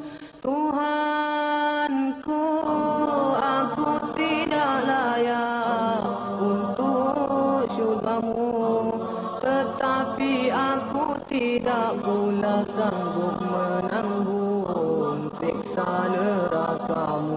Dari itu kurniakanlah ampunan kepadaku, ampunkanlah dosaku. Sesungguhnya Engkaulah pengampun dosa-dosa besar. Ilahi lasulil firdausi a'la wala aqwa ala naril jahim. Allah faham li taubatan waghfir dhunubi fa innaka ghafiru dhambil azim. Ilahi lasulil firdausi a'la wala aqwa ala naril jahim. Allah faham li taubatan waghfir dhunubi fa innaka ghafiru dhambil azim. Will be the ones who become the creators. So you saw the statistics earlier. You saw America, Japan, and all this. You saw that they are becoming debtors, isn't it? But in accounting, you know that for every debtor there must be a creditor.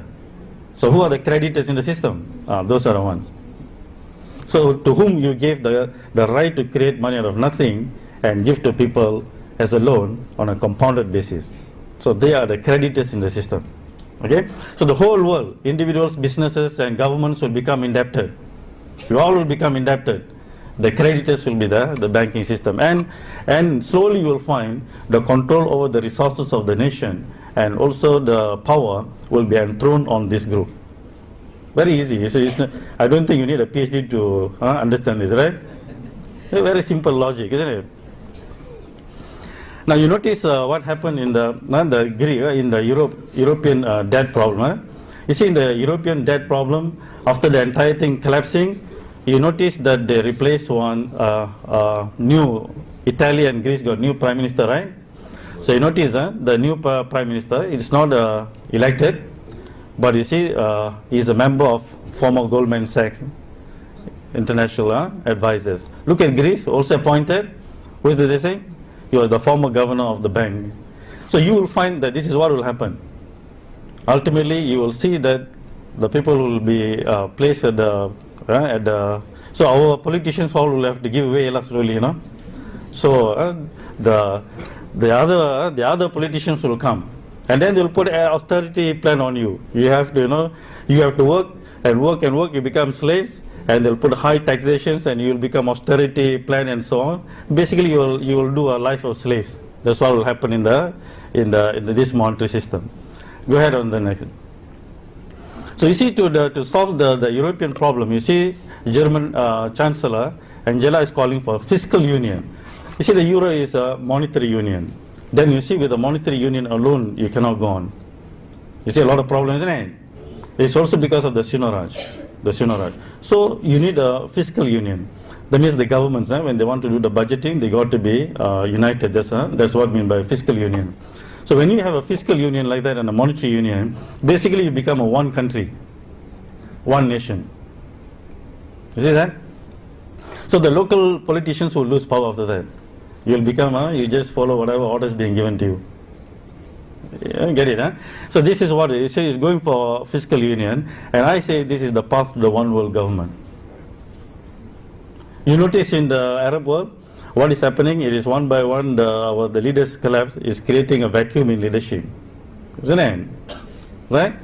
So it creates vacuum in leadership, and here you will see that the formation of a kind of one world government. So you need to see the monetary system with global politics, then you see what is happening. Okay?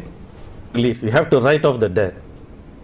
You have to lupuskan all the hutang lah.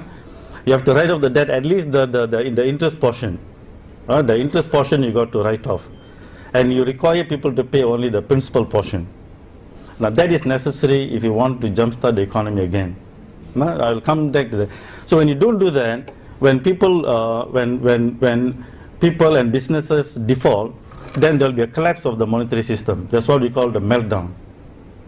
A destruction of money takes place currently. So you see America, and then you see Europe, and you also see Dubai, right? The Arab Spring also has had relation to that. And I think by next year and so on, we will be facing it. There is a domino effect that is taking place. So the Arab Spring is also because of a collapse of the monetary system. So it all started in 2007 when the subprime crisis started. You all are aware of that, right? So it's actually a destruction of the dollar.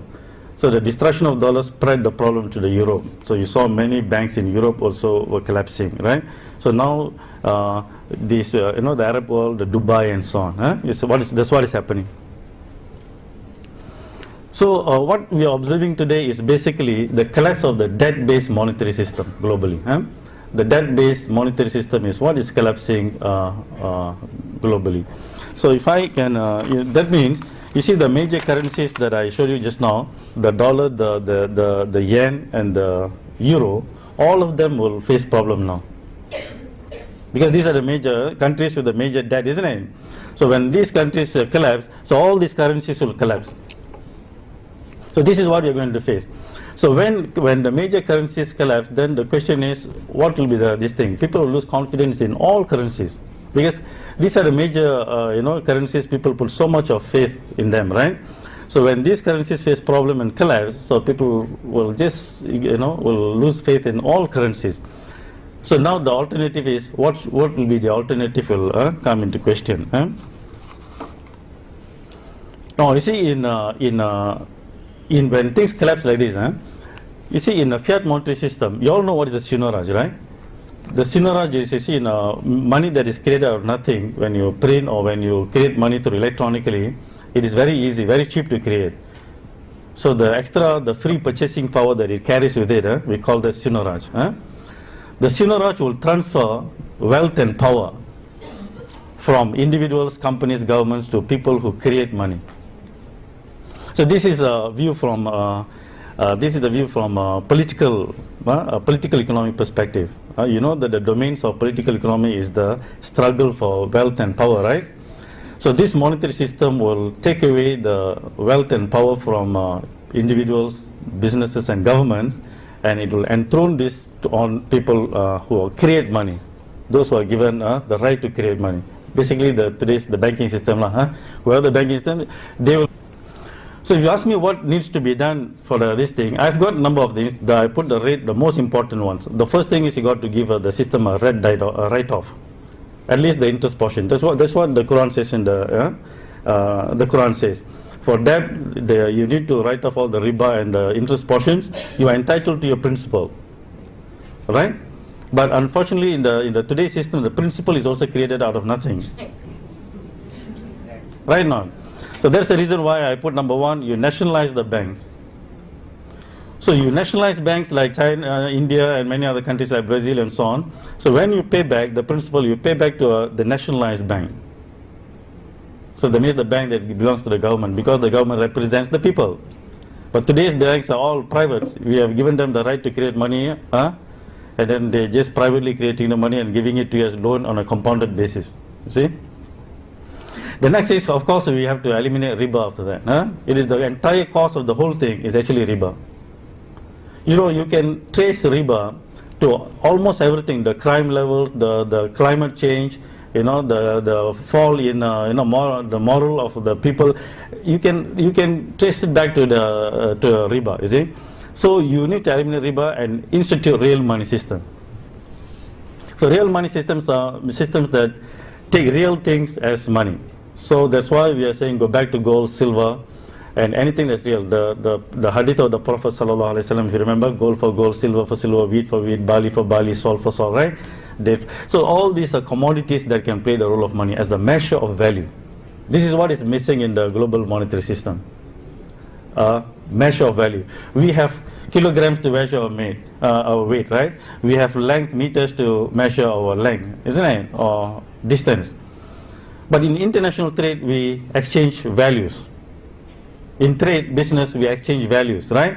But we do not have a measure of value in present system since 1971, when the Bretton Woods collapsed. So this is the missing thing, the measure of value. So you can only measure value with real things, things that have the characteristics of money. So that is the reason why we have to go back to gold, silver, and real things, and as a measure of value.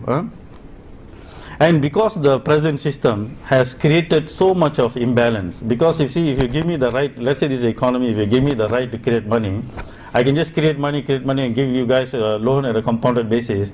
Soon you'll find most of your wealth will accumulate with me. So if you want to solve the problem, I have to take, you have to take back some of this wealth and give it back to you. Otherwise you will not be able to start back the economic this thing again. You notice that? So when the system accumulates so much of wealth with me, I have got to give it back. So that's why redistribution of wealth is necessary. You see, the subprime crisis when it took place, more than 5 million homes were foreclosed. 5 million, you know. So if I'm a bank manager, I just have to go and choose which one I like. All right? So you see, the one I showed you is actually, it is the government debt. But what matters in macroeconomics is actually the entire debt, the government debt plus the individual debt plus the business debt. We need to see what is the total debt of the system, right? So when you see the total debt, if you see like for countries, those in red color, you see Japan is red, Britain is red, and France and most of the countries in Europe, you see they are dark orange, isn't it? These countries have received over 400 of their GDP. GDP is what the country can produce totally in the one whole year. What is in total they can produce. So you have these countries 400 times. That means 4 times. The debt is 4 times what the country can produce. Look at Japan. Japan is the highest in the world, the total debt.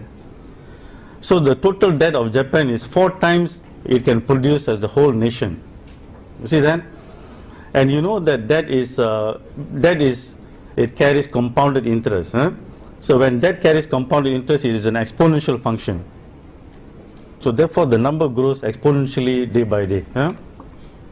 So what happens when you have a system like this, the real economy, the economy that produces real things, it cannot match the rise of the debt. You follow? So the monetary system will not be able, the real sector will not be able to catch up with the monetary sector. That is the whole, what is happening in the global economy right now. All right. Now you see this is the gold price. This is the gold price from the day we started talking about it. Upon Nick Mahani is behind. She was with us from the time we were doing this. So you see, when we started to talk about the gold price at that time, it was only about 160 something per ounce. Now you know it is almost 1,700 plus already, right? So you see the gold price, it has gone to, do you see the exponential growth? Now the important thing is this, a lot of studies have shown that the gold, when you price relative to real things, the things that we produce, It is a constant. It's a constant. So if you see an exponential growth like this, what is it telling you? It is basically telling us that the dollar and the global economy is collapsing exponentially. That is the story gold is telling us, okay? The dollar and the global economy is collapsing exponentially. It is not the price of the gold is telling. It's telling the story of the dollar, okay? All right. So you notice. Look at this.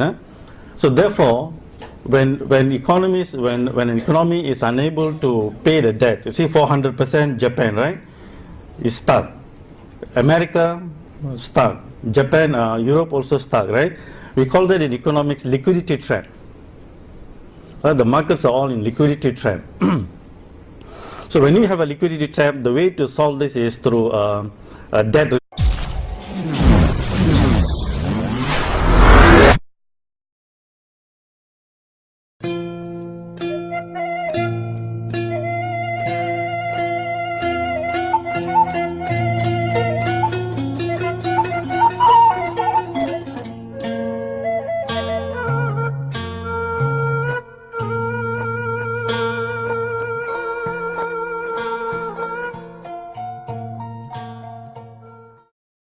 Bismillahirrahmanirrahim. Alhamdulillah Rabbil Alameen. Salatu wassalamu ala Sayyidina Muhammadan Nabil Ummi wa ala alihi wa sahbihi ajma'in.